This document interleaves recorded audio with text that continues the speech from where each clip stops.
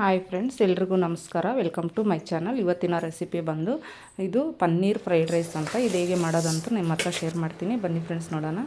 2 glass ನಾನು ಬಾಸ್ಮತಿ ರೈಸ್ನ ತಗೊಂಡು wash ಮಾಡಿ ಒಂದು 20 ನಿಮಿಷ ನೆನೆಸಿಟ್ಕೋಬೇಕು ಫ್ರೆಂಡ್ಸ್. ಯಾಕಂದರೆ ರೈಸ್ ನೆನೆಸಿಡೋದ್ರಿಂದ ಮೆತ್ತಗೆ ಉದ್ರುದ್ರಾಗೆ ಚೆನ್ನಾಗಿ ಬರುತ್ತೆ ರೈಸು. ತಣ್ಣಗಾದ್ಮೇಲೂ ತಿನ್ನೋಕ್ಕೂ ಚೆನ್ನಾಗಿರುತ್ತೆ ಅಂತ ಅದಕ್ಕೆ ನಾವು ನೆನೆಸಿಟ್ಕೋಬೇಕು. ಯಾವುದೇ ರೈಸ್ ಆಗಲಿ ನೆನೆಸಿಟ್ಕೊಂಡು ಮಾಡಿಕೊಡ್ರೆ ತುಂಬ ಚೆನ್ನಾಗಿರುತ್ತೆ. ಅದಕ್ಕೋಸ್ಕರ ನಾನು ಇವಾಗ ನೋಡಿ 2 ಗ್ಲಾಸು ಬಾಸ್ಮತಿ ರೈಸ್ ತೊಗೊಂಡು ಈ ಥರ ವಾಶ್ ಮಾಡಿಕೊಂಡು ನೆನೆಸಿಟ್ಟಿದ್ದೀನಿ. ಮತ್ತು ಇನ್ನೊಂದು ಪಾತ್ರೆಯಲ್ಲಿ ಸ್ವಲ್ಪ ನೀರನ್ನ ತಗೊಂಡು ಇಡಬೇಕು. ಪಾತ್ರೆಯಲ್ಲಿ ನೀರು ಕುದ್ದ ಮೇಲೆ ನಾವು ರೈಸ್ನ ಸೇರಿಸ್ಕೋಬೇಕು. ಅದಕ್ಕಿಂತ ಮೊದಲೇ ಸ್ವಲ್ಪ ಉಪ್ಪು ಮತ್ತು ಸ್ವಲ್ಪ ಆಯಿಲ್ನ ಸೇರಿಸ್ಬೇಕು ಈ ನೀರಿಗೆ. ಯಾಕಂದರೆ ಪುಡಿಯಾಗಿ ಉದುರಾಗಿ ಬರುತ್ತೆ ರೈಸು. ಅದಕ್ಕೋಸ್ಕರ ನಾನು ಸ್ವಲ್ಪ ಆಯಿಲ್ನ ಸೇರಿಸ್ತಾಯಿದ್ದೀನಿ. ನಿಮ್ಗೆ ಇಷ್ಟ ಇಲ್ಲಾಂದರೆ ಸ್ಕಿಪ್ ಮಾಡ್ಬೋದು.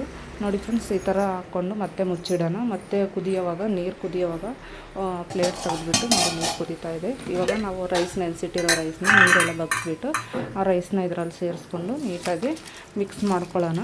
ತುಂಬ ಚೆನ್ನಾಗಿರುತ್ತೆ ಫ್ರೆಂಡ್ಸ್. ಈ ಥರ ಫ್ರೈಡ್ ರೈಸ್ನ ನೀವು ಕೂಡ ಒಂದ್ಸಲ ಟ್ರೈ ಮಾಡಿ. ನೋಡಿ, ಈ ಥರ ಎಲ್ಲ ಮಿಕ್ಸ್ ಮಾಡಿಕೊಂಡು 1-2 ಕುದಿ ಬಂದರೆ ಸಾಕು, ಬೇಗನೆ ಬೇಯುತ್ತೆ. ಮತ್ತು ನುಣ್ಣಗಾಗೋವರೆಗೂ ನೋಡಿಕೊಂಡೇ ಇರಬೇಕು. ರೈಸ್ ಹಾಕಿದ್ಮೇಲೆ ನೋಡಿ ಈ ಥರ ಕಾಣಿಸ್ತಾ ಇದೆಯಲ್ಲ ನಿಮಗೆ ವೀಡಿಯೋದಲ್ಲಿ ಹೇಗೆ ಮಾಡ್ತೀನೋ ಅದೇ ಥರ ಒಂದ್ಸಲ ಟ್ರೈ ಮಾಡಿ ನೋಡಿ ಫ್ರೆಂಡ್ಸ್.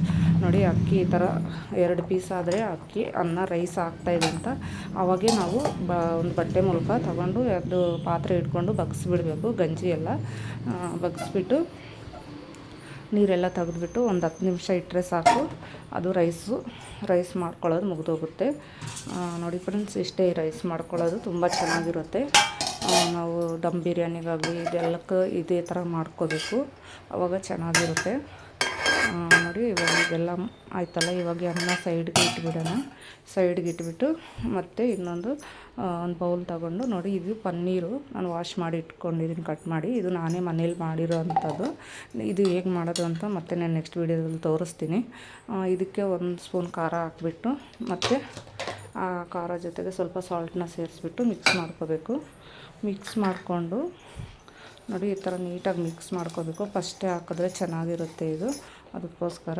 ಮತ್ತು ಇದಕ್ಕೆ 1 ಸ್ಪೂನು ಧನಿಯಾ ಪೌಡರ್ ಹಾಕ್ಬಿಟ್ಟು ಮತ್ತು ಒಂದು ಅರ್ಧ ಸ್ಪೂನ್ ಗರಂ ಮಸಾಲ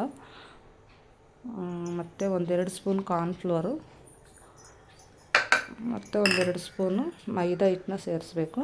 ಕಾರ್ನ್ಫ್ಲೋರ್ ಇಲ್ಲ ಅಂದರೆ ಮೈದಾ ಹಿಟ್ಟು ಇಲ್ಲ ಅಕ್ಕಿ ಹಿಟ್ಟಿದ್ರೂ ಕೂಡ ಸೇರಿಸ್ಕೋಬೋದು. ಮತ್ತು ನಾನು ಸ್ವಲ್ಪ ಕಲ್ಲರ್ ಹಾಕಿ ನೀರು ಹಾಕಿ ನೀಟಾಗಿ ಈ ಥರ ಮಿಕ್ಸ್ ಮಾಡ್ಕೊತಾ ಇದ್ದೀನಿ. ತುಂಬ ಚೆನ್ನಾಗಿರುತ್ತೆ ಫ್ರೆಂಡ್ಸ್. ಈ ಥರ ನೋಡಿ ಕಲಿಸ್ಕೋಬೇಕು ಹೇಗೆ ಮಿಕ್ಸ್ ಮಾಡ್ಕೋಬೇಕು ಅಂತ. ನೋಡಿ, ಈ ಥರ ಬಂದರೆ ಸಾಕು. ಇದು ನಾವು ಆಯಿಲಲ್ಲಿ ಬಿಡ್ತೀವಲ್ಲ, ಅದಕ್ಕೋಸ್ಕರ. ಮತ್ತು ಒಂದು ಪ್ಯಾನ್ ಇಟ್ಬಿಟ್ಟು ಪ್ಯಾನಲ್ಲಿ ಅದು ಎಣ್ಣೆ ಹಾಕ್ಬಿಟ್ಟು ಎಣ್ಣೆ ಬಿಸಿ ಆದಮೇಲೆ ಒಂದೊಂದನ್ನೇ ಹಾಕ್ಕೋಬೇಕು ಫ್ರೆಂಡ್ಸ್. ದೂರ ಹಾಕ್ಕೋಬೇಕು, ಹತ್ರ ಹಾಕ್ಬಾರ್ದು. ಸ್ವಲ್ಪ ನೋಡಿಬಿಟ್ಟು ಒಂದೇ ಕಡೆ ಹಾಕಿದ್ರೆ ಮೆತ್ಕೊಳ್ತಾವಲ್ಲ, ಒಂದಕ್ಕೊಂದು ಅಂಟ್ಕೊಳ್ತವೆ. ಅದಕ್ಕೋಸ್ಕರ ಈ ಥರ ಹಾಕ್ಬಿಟ್ಟು ಎಲ್ಲನೂ ಫ್ರೈ ಮಾಡ್ಕೋಬೇಕು.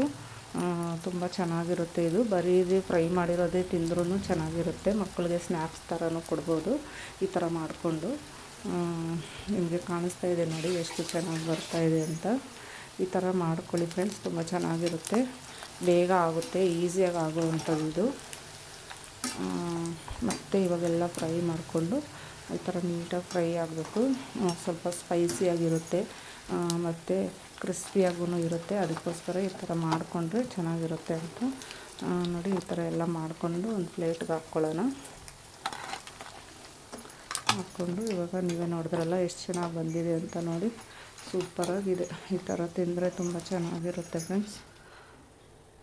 ನೋಡಿ ಎಷ್ಟು ಚೆನ್ನಾಗಿ ಬಂದಿದೆ ಅಂತ.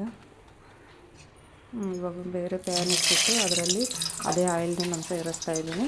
ಆಯಿಲ್ ಬಿಸಿ ಆದಮೇಲೆ ಬೆಳ್ಳುಳ್ಳಿ ಸ್ವಲ್ಪ ಕಟ್ ಮಾಡಿ ಇಟ್ಕೊಂಡಿರೋ ಚಿಕ್ಕದಾಗಿ ಅದನ್ನು ಹಾಕ್ಬಿಟ್ಟು ಮತ್ತು 2 ಈರುಳ್ಳಿ, ಒಂದು 4-5 ಹಸಿಮೆಣಸಿನ್ಕಾಯಿ ಕಟ್ ಮಾಡಿ ಹಾಕಬೇಕು.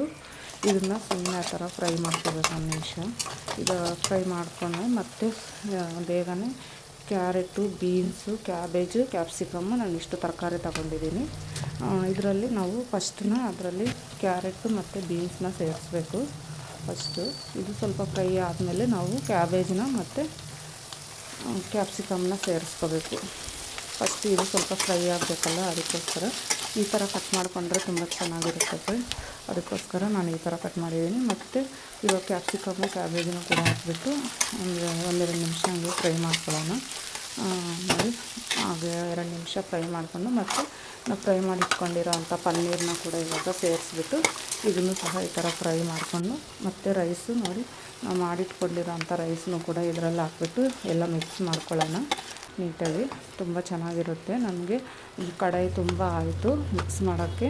ನೋಡಿ ನಿಧಾನಕ್ಕೆ ಮಾಡಬೇಕು. ಮತ್ತು ಇದಕ್ಕೆ 1 ಸ್ಪೂನ್ ಖಾರ, ಮತ್ತು 1 ಸ್ಪೂನ್ ಧನಿಯಾ ಪೌಡರು, ಮತ್ತು ಅರ್ಧ ಸ್ಪೂನ್ ಗರಂ ಮಸಾಲ, ಮತ್ತು ಅರ್ಧ ಸ್ಪೂನ್ ಪೆಪ್ಪರು, ಮತ್ತು ಒಂದು ಅರ್ಧ ಸ್ಪೂನ್ ಜೀರಿಗೆ ಪುಡಿ ಇಷ್ಟನ್ನು ಸೇರಿಸ್ಕೊಂಡು ನೀಟಾಗಿ ಮಿಕ್ಸ್ ಮಾಡಿ ಈ ಥರ ಲಾಸ್ಟಲ್ಲಿ ಸ್ವಲ್ಪ ಕೊತ್ತಂಬರಿ ಸೊಪ್ಪನ್ನ ಸೇರಿಸ್ಬಿಟ್ಟು ಮಿಕ್ಸ್ ಮಾಡ್ಕೋಬೇಕು ಫ್ರೆಂಡ್ಸ್. ತುಂಬ ಚೆನ್ನಾಗಿರುತ್ತೆ.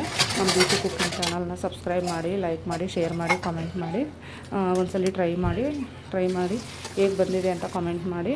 ಇಷ್ಟ ಆದರೆ ಒಂದು ಲೈಕ್ ಮಾಡಿ ಫ್ರೆಂಡ್ಸ್. ನಿಮ್ಮ ಫ್ಯಾಮಿಲಿ ಫ್ರೆಂಡ್ಗೆಲ್ಲ ಶೇರ್ ಮಾಡಿ ನಮ್ಮ ಚಾನಲ್ನ. ನೋಡಿ ಹೇಗೆ ಬಂದಿದೆ ಅಂತ ನೋಡಿ. ತುಂಬ ಚೆನ್ನಾಗಿರುತ್ತೆ ಫ್ರೆಂಡ್ಸ್, ಒಳ್ಳೆ ರುಚಿಯಾಗಿರುತ್ತೆ. ಒಂದ್ಸಲ ಟ್ರೈ ಮಾಡಿ ನೋಡಿ ಎಷ್ಟು ಚೆನ್ನಾಗಿದೆ ಅಂತ. ಮತ್ತೆ ಒಳ್ಳೆ ರೆಸಿಪಿಯಲ್ಲಿ ಮತ್ತೆ ಸಿಗೋಣ. Thank you friends.